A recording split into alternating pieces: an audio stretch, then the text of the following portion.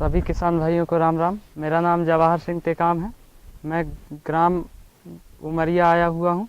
यहाँ की किसान दीदी मलिया बाई अपने खेत में मिट्टी परीक्षण के लिए नमूना एकत्र करने आई हैं। आइए समझें ये क्यों कर रही हैं, कैसे कर रही हैं, इससे क्या फ़ायदे हैं। दीदी राम राम। राम राम भैया।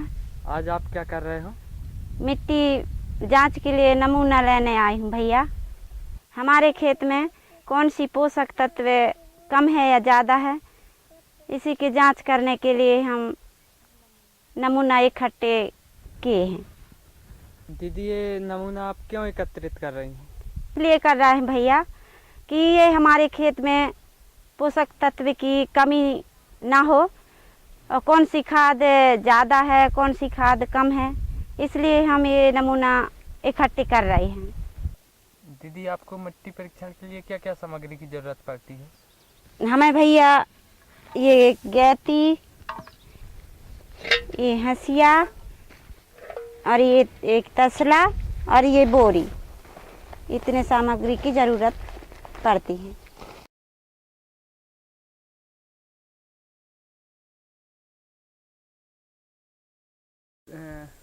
मिट्टी परीक्षण के लिए क्या क्या सावधानी रखनी चाहिए? मिट्टी परीक्षण के लिए भैया सूखे खेत से लेना चाहिए और ढलान में भी ढलान की मिट्टी नहीं लेना चाहिए और मेड़ किनारे के और कोई वृक्ष नीचे के नहीं होना चाहिए। दीदी आप ये कैसे करते हो, दिखाएंगे क्या? हाँ, मैं नमूना इकट्ठे करने ही जा रही हूँ, तो चलो आप देख लो। तो भैया हम पहले कचरा साफ कर लेते हैं, इसके बाद 1 बाई 1 का गड्ढा खोदते हैं।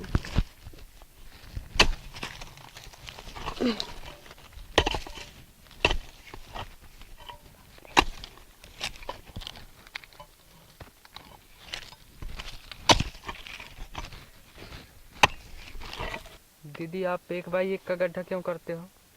इसलिए करते हैं भैया कि हम ऊपर की मिट्टी से एक बार फसल ले चुके हैं, इसलिए हम नीचे की मिट्टी ले रहे हैं। तो दीदी आप कैसे मिट्टी लेते हो? तो हम ऐसे गड्ढे खोद लेते हैं भैया और चारों तरफ की मिट्टी लेते हैं, इसके नीचे की मिट्टी। चारों तरफ का मिट्टी ही क्यों लेते हो दीदी आप? जांच कराने के लिए चारों तरफ की मिट्टी लेते हैं। दीदी आपने तो ये एक गड्ढा कर लिया, अब क्या करोगे? अभी तो ये बीच के गड्ढा के लिए हैं भैया, चारों खूंट में गड्ढा करेंगे और चारों से मिट्टी लेंगे।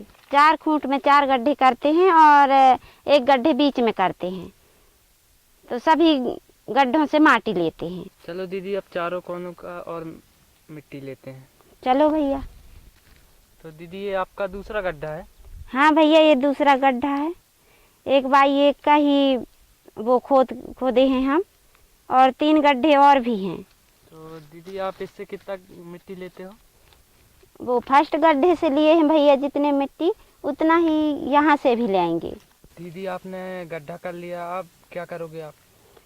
अब ये मिट्टी को हम तसला में लेंगे थोड़ी सी।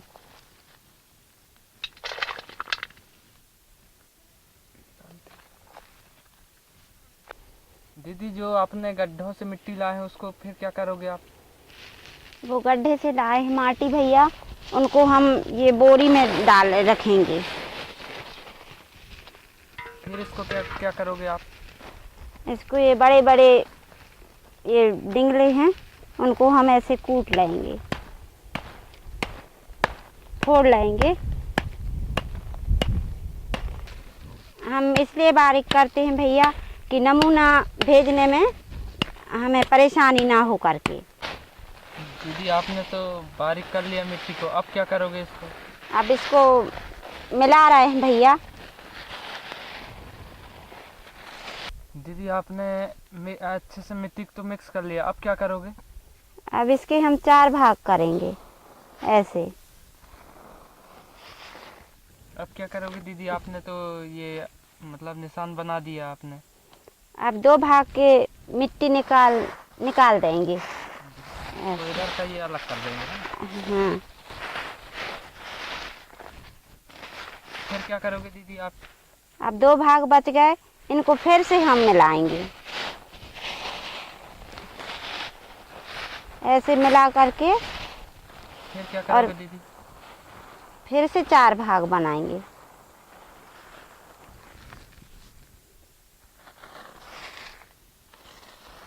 ऐसे फिर क्या करोगे? फिर से 2 भाग निकाल देंगे इससे। दीदी आप बार बार मिट्टी को 4 भाग क्यों बना रहे हैं? हम इसलिए बना रहे हैं भैया कि यहाँ 500 से 250 ग्राम मिट्टी बचाना है। मिट्टी जांच के लिए 500 ग्राम मिट्टी की ज़रूरत पड़ती है हमें। दीदी ये कितनी मिट्टी बच गई? 500 ग्राम बचे हैं भैया। इसको अब क्या करोगे आप? अब इसको पॉलीथीन में डाल के और एक पर्ची में अपने नाम और पता लिख करके और उसी में डाल देने हैं पॉलीथीन में। तो दीदी आप नाम पता क्यों लिखते हो उसमें? पहचान के लिए हम पर्ची रखते हैं। दीदी मिट्टी परीक्षण से क्या क्या लाभ है? मिट्टी परीक्षण से ये फ़ायदे हैं कि मतलब हमें ये पता चल जाता है कि ज़मीन में कौन सी खाद की ज़रूरत है। जो खाद की ज़रूरत है वो ही डालेंगे आपसे। पहले हम यूरिया और DAP डालते थे। मिट्टी परीक्षण के बाद पता चलेगा कि हमारे ज़मीन में यूरिया की कमी है, तो हम यूरिया ही डालेंगे और बाकी खाद के पैसा बच जाएंगे। दीदी आप किसान भाइयों को क्या संदेश देना चाहते हो? सभी किसानों को राम राम।